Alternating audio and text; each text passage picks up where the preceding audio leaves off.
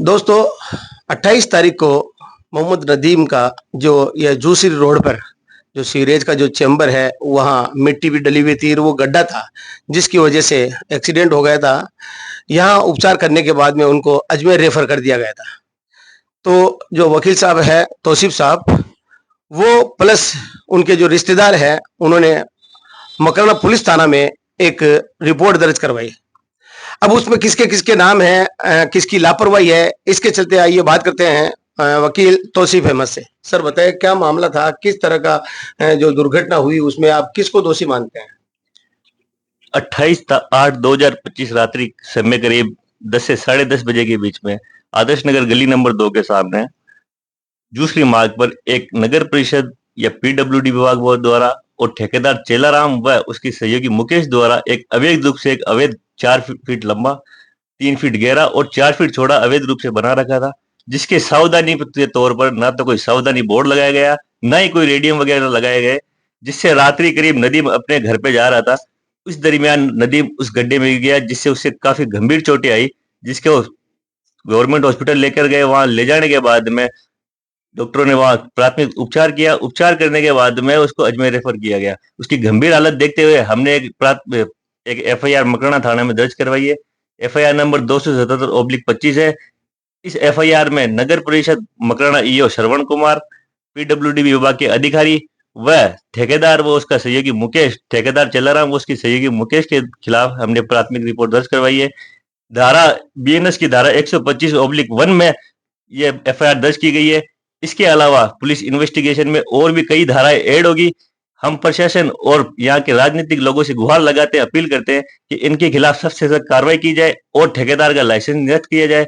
दूसरी बात, नगर परिषद ईओ और एक्शन एएन की जिम्मेदारी बनती है कि वो कोई भी काम चलता है तो उसकी जानकारी लेते हैं और उस फाइल पर ओके करते हैं, उसके बाद में वो कार्य दुरुस्त माना जाता है।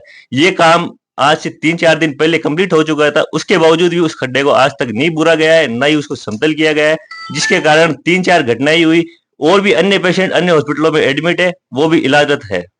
सर मकराना शहर की जनता को आप क्या कहेंगे कि जगह जगह अगर ऐसी आप हालत देखने को मिलती है, कहीं पीडब्ल्यूडी की तरफ से भी होता है या नगर परिषद की तरफ से होता है या सीवरेज की तरफ से गड्ढे ऐसे ही पड़े रहते हैं, मिट्टी पड़ी रहती है, तो आप क्या कहेंगे?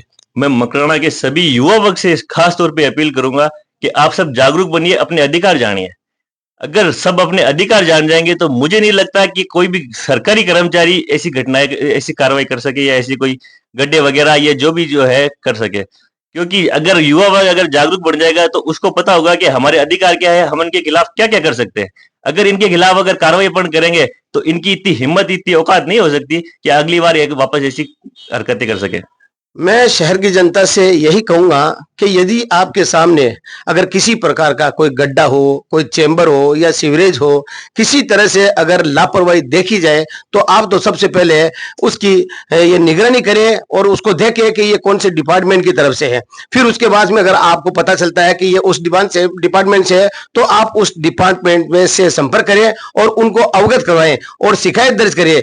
1 दिन 2 दिन अगर शिकायत दर्ज हो जाती है और या उस पर कार्रवाई नहीं होती है तो आप वकील साहब से मिले और किसी भी प्रकार से अगर आपको उसमें असुविधा मिलती है या कोई आदमी दुर्घटना होता है तो उनके ऊपर जो भी होगा डिपार्टमेंट उसके और लापरवाही पर उस पर मुकदमा दर्ज होगा और मकराना शहर की जनता को जागरूक होना पड़ेगा। एक मैं आप सभी मकराना वासी से अपील करूंगा कि अगर इस प्रकार की कोई समाज प्रति कोई घटनाएं, कोई कुछ काम होता है तो उसके लिए मैं किसी भी प्रकार से कोई फीस नहीं लेता हूं। अगर मेरी किसी भी प्रकार से कोई हेल्प की जरूरत हो तो कभी भी आप मेरे पास में आइए, मेरी जो मदद हो सकेगी मैं आपसे पूरी करूंगा और किसी प्रकार की कोई फीस वगैरह नहीं लूंगा। तो मैं तो यही कहूंगा, जागो मकराना जागो। देखते रहें शौकत बादाम के साथ मकराना टाइम्स। जय हिंद साथियों।